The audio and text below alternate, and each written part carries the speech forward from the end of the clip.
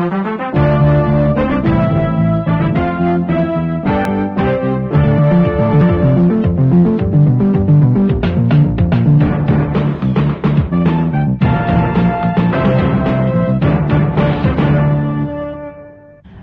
to Talk Back. Today we will be discussing the American perspectives on India's economic reforms. To do this, I have with me a special visitor, a guest to our program, Professor Martin Feldstein. Professor Feldstein is at Harvard University, Professor of Economics. He is also Chairman of the National Bureau of Economic Research. In fact, you have brought a team of economists to India last year as well as now, and I thought this will be a very good opportunity to begin with asking you what is the perception of the group of economists that has been coming here last year and this year about how India is doing in terms of our reforms.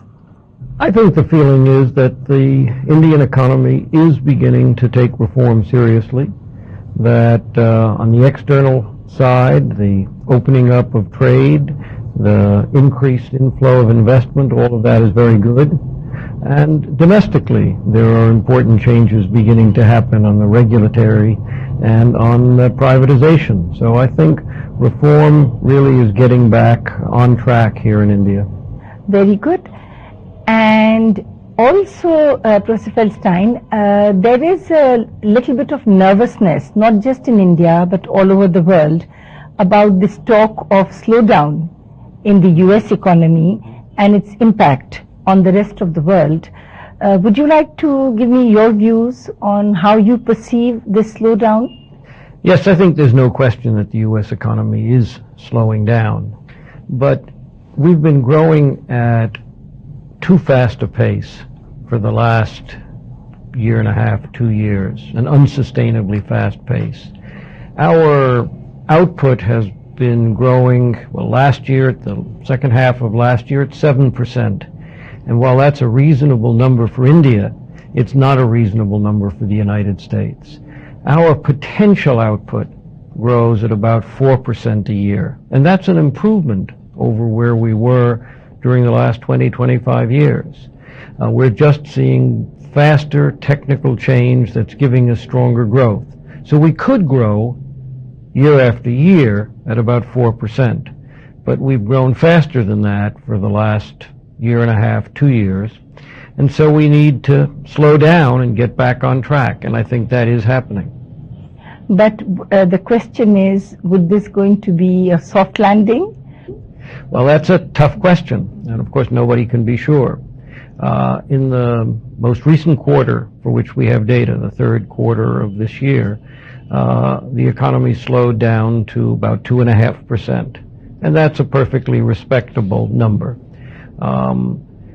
Most forecasters now are saying that the U.S. can do about 2.5% for the next 6 months, and that probably after that we'll have landed and can actually pick up a bit. But there are some risks in that. 2.5% would mean some small increases in unemployment, but of course it would mean that total incomes, consumption, the standard of living were still improving because our population only grows at about 1% a year. So that would be a very comfortable soft landing, but there are some risks. Another very significant happening in the American economy has been this turnaround from a rather high budget deficit to a budget surplus now for 2 or 3 years in the running. If I may ask you, how do you think this was accomplished? Well, we did have very serious budget deficits for a long time. And one thing that it did was to change public attitudes about spending. And so there was a much more restrained attitude about new government programs. When President Clinton became president, he had a proposal for a big new national health spending program. That was 8 years ago. About 8 years ago, exactly, 7 or 8 years ago when the program was actually proposed. But even though his own party controlled the Congress at that time, there was a reluctance to accept that big new spending program. And so his own party, together with the Republican Party, defeated that program. And I think that set a tone that said we're not going to get engaged in major new spending initiatives. More recently, the Republicans, the opposition party to President Clinton's party, has been in control of the Congress, both in the lower house and the upper house, and they have blocked new spending programs.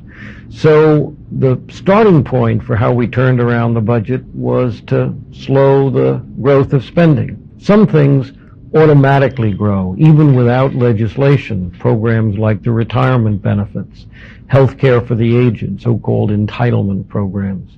But there weren't new programs, there weren't expansions of programs. And then the thing that really turned the corner was we got a great deal more tax revenue as a result of strong growth. Not raising tax rates, but just keeping the rate structure there while the economy grew at a quite rapid rate has increased total taxes as a share of GDP, as a share of national income, to an all-time high. So if you keep spending under control while taxes rise more rapidly than income, it doesn't take long to go from a budget deficit to a budget surplus, and that's what we've now done. And we have a budget surplus this year, this past year, equal to 2.5% of GDP. So really $250 billion. Put that number in perspective, that's roughly half of the GDP of India is the size of our budget surplus in this past year. And looking ahead, the government congressional budget office that forecasts budget surpluses forecasts very large surpluses continuing for the next decade. I believe that one of the major points of disagreement between the President-elect Bush and Vice President Gore was how they were going to spend this budget surplus. Would you like to tell the viewers? Yes, there was a big difference, and I think one of the major issues in the campaign was the choice that the American public had between those two options. Both of them talked about a combination of three things: cutting taxes, new spending, and reducing the size of the national debt. But they differed in the amounts and they differed in the nature of these programs. So Vice President Gore talked about a much smaller tax cut, and when he talked about a tax cut, what he really meant, and I say this as a supporter of President-elect Bush, but what Vice President Gore meant when he talked about a tax cut was really a kind of spending program done through the tax system. So, for example, if a household had their child in preschool institutional care, then they would get a special tax break. But that was a kind of spending program. It just happened to be done through the tax system so that they could say they weren't spending more money but were cutting taxes. It was a packaging, a kind of disguise. What President-elect Bush emphasized was that he would cut the tax rates on additional income, marginal tax rates on further earnings across the board for high, middle, and low income individuals in order to provide more incentives to remove, as he would put it, the roadblocks for low and middle income people to move up into higher income levels. So very different and also larger. President-elect Bush would devote about 1/3 of the currently forecast budget surpluses over the next 10 years to tax reduction, while Vice President Gore had a smaller amount for that. On the spending side, they had different priorities on how they would spend their money. And in terms of reducing the outstanding national debt, Vice President Gore claimed at least that he would have more debt reduction, although many of us thought that in the end that money would simply be spent by future Congresses, and that he was not putting his full plans forward when he said that he was going to use it to reduce debt. But if we come back to this major happening that you've turned your budget deficit around to budget surplus, what advice would you have to give to the Indian policymakers? Because as I understand, tax buoyancy was an important factor in the American case. Now, our tax base is not broad enough, and spending cuts are not that easy to accomplish. Well, first, we didn't actually have many spending cuts. Yes. We simply stopped the growth of that spending. And so that's part of what can be done. It's much harder, as you say, to actually take back spending once you've enacted it, once people are seeing payments or a program. But saying no to new programs is easier. It's not perfectly easy in any democratic country, but it is easier to say no. And I don't know enough about the structure of Indian taxes. In the U.S., when the economy grows by 5%, taxes rise by more than 5% because of the structure of our taxes. So it's not just the broadening of the tax base, it's whether the taxes are sensitive to income in that way. The other thing that's really a major problem here, and I know you know this, but it's a big difference between the U.S. and India, and that is the states. We also have a federal system. We also have 50 states. But in general, the states in the United States are not allowed to have deficits. While roughly half of your government deficit, maybe more than half of your government deficit, is run at the state level. So somehow control has to be obtained over what happens at the state level. And if that's not done, if the states can continue to have larger and larger budget deficits, then your overall government budget deficit is going to continue to be much too high. And it obviously is a major, major adverse effect on the Indian economy. Although we also have a system where there is a lid on how much deficit the states can have. That lid is too high. That lid is too high. You cannot have 5% of GDP being absorbed by the state governments as deficits without being a serious drag on investment and therefore on growth. That's very true. Now, I know that you have been one of the close advisors on the economic policy front to President-elect Bush. And I would like to ask you if, in your view, you think that the economic policies as they emerge in the years to come from the United States, how they are going to have a different impact on developing countries from what we have seen in the last 8 years? I think that the major difference between the Bush policies and I would certainly say the policies that would have been followed by Vice President Gore and to some extent the policies of President Clinton is that the Bush policies will be much stronger free trade policies. The trade unions in the United States that have put pressure on President Clinton and on Vice President Gore as a candidate will not be able to put that same kind of pressure on President Bush. So you think the Seattle environment that we saw would not have happened if we had these kinds of policies? Well, it certainly would not have been encouraged the way President Clinton encouraged it. When he said that he was sympathetic, I can't remember his exact choice of words, but when he said he was sympathetic to the mobs on the street, I thought that was a very bad mistake. I think that the call to impose labor standards in the trade practices, to have environmental standards in the trade arrangements, with trade sanctions as a way of enforcing them, is simply a way of blocking the exports from developing countries. And it's not a very good disguise. I think it's a very thin disguise. But it's not something that you can expect to have happen from the Bush administration, even though it was clear that President Clinton, for political reasons, and I suspect Vice President Gore, because of his own hyper active attitude about the environment, would have been much more sympathetic to. So I think we will see both in terms of keeping the U.S. market open and also putting pressure on India and other countries to open your markets to goods and to foreign direct investment and to capital inflows.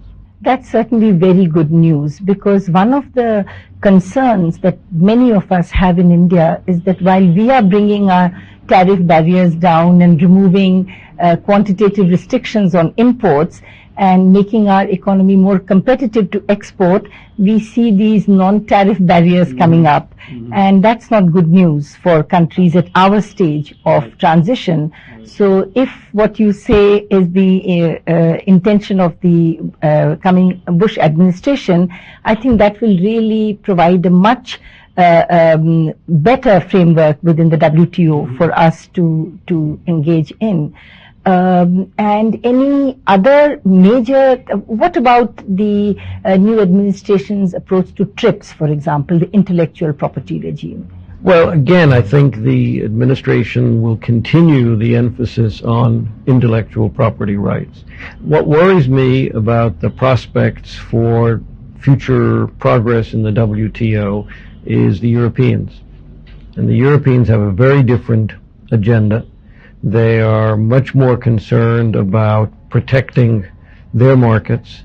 They're much more sympathetic to the environmental arguments and bringing environment into WTO issues. That's partly because they have active green parties, but it's also a form of protectionism that they like, and they also tend to support the notion of labor standards as something subject to trade sanctions. And that worries me. And if they're not willing to move on trade and services, which is very important to the United States and which they tend to resist, and they're not willing to move on agriculture, then I don't see how we go forward.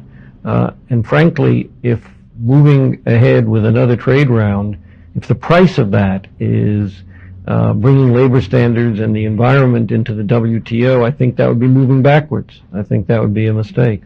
Coming back to India, in the last 2-3 years in particular, we had 1 year of troubled relations after the nuclear happenings in the subcontinent, but subsequently there has been really a significant change in the atmospherics between the US and India.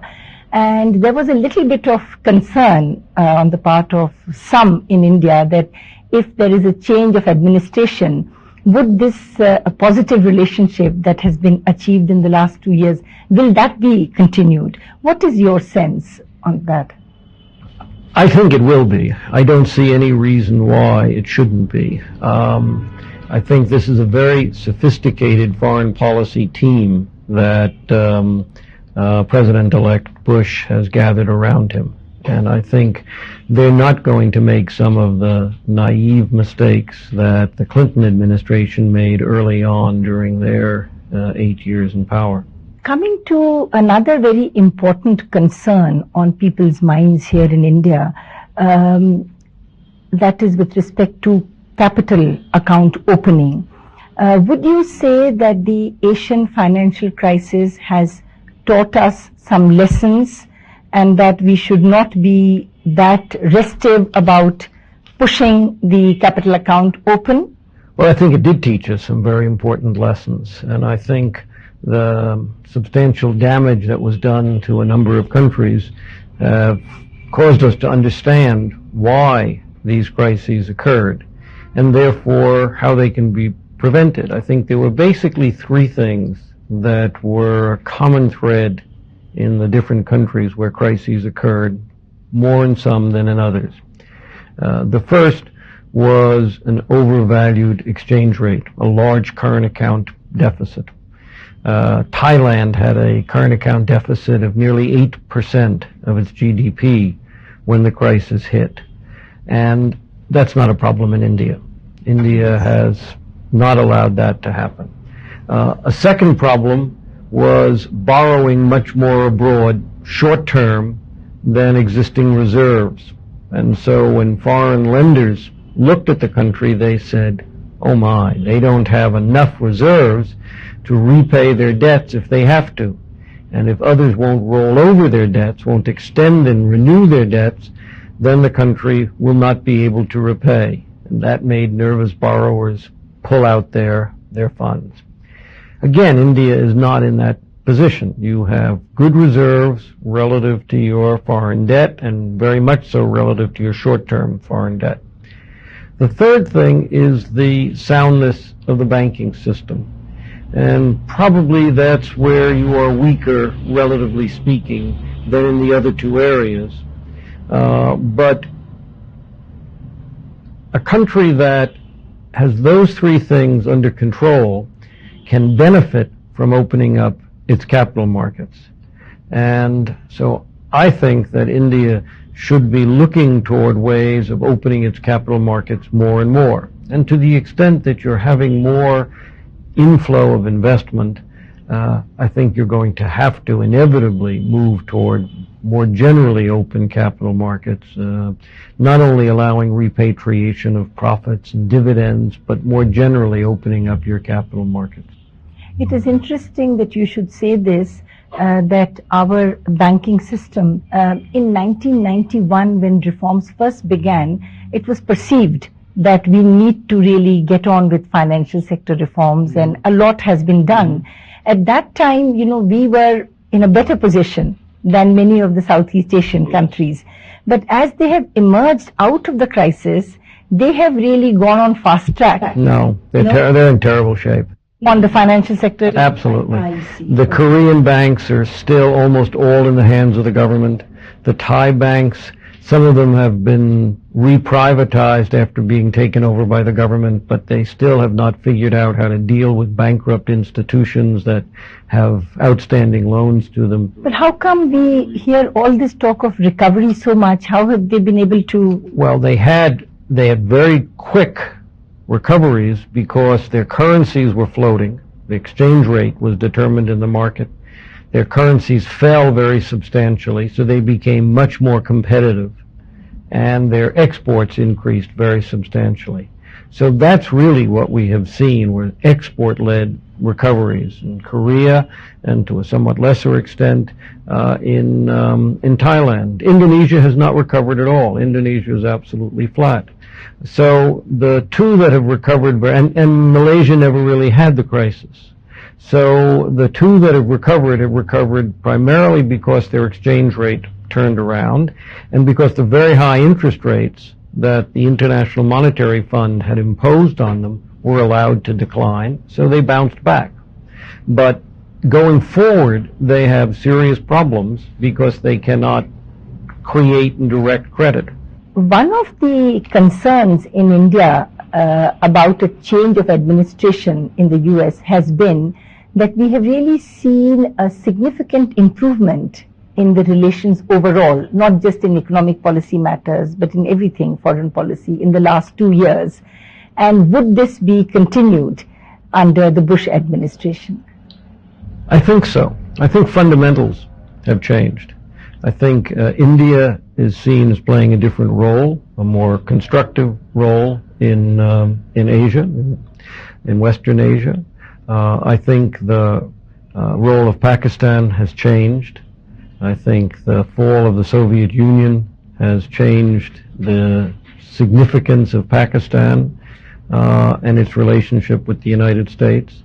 So the United States can pursue what I think India would regard as a much more even-handed policy in the region as a whole. And I think some of the mistakes that the Clinton administration made in its foreign policies in general are not likely to be repeated by this much more sophisticated and experienced team that will be helping President Bush. Also, I think the new economy has provided a very nice platform where the US and the Indian economy can come together. Absolutely, and I think it's created a lot of respect in technology, Indian scientists, and a greater awareness of the large number of Indians in the United States who are playing very important roles in our economy. And they're also playing a very important role in putting pressure on the Indian economy to reform at a faster pace. And if I may turn to my final question to you, there's a lot of nervousness about the US stock market and what is going on. What sort of trend do you see in the month? No, I think the stock market changes have been more fundamental than that. I think that many prices, especially for technology stocks, got far too high. Were just unrealistic. We're assuming growth rates that could never have been achieved. And so we have had a very sharp fall in the so-called NASDAQ or small or high-tech stocks, which have come down by roughly 50%, roughly in half, within this past year. But the broader market has held up quite well. Overall, our stock market is down about 10% in this year after rising perhaps threefold over the last 5 years. So the market is still very high, and I think that's what creates a sense of nervousness, that with the economy slowing down, with the risks of a hard landing, there are many people who are worried that that will bring the stock market down. But my own sense is that although the stock market may be hard to predict, the economy is not going to give us the kind of hard landing that many people are worrying about, because the Federal Reserve, central bank, can cut interest rates, and because we will get a tax cut which will boost consumer spending and business profits. So I'm pretty optimistic about the U.S. economy. Very good. On that very positive note, let me thank you. So we'll be back same time, same day next week. Until then, goodbye.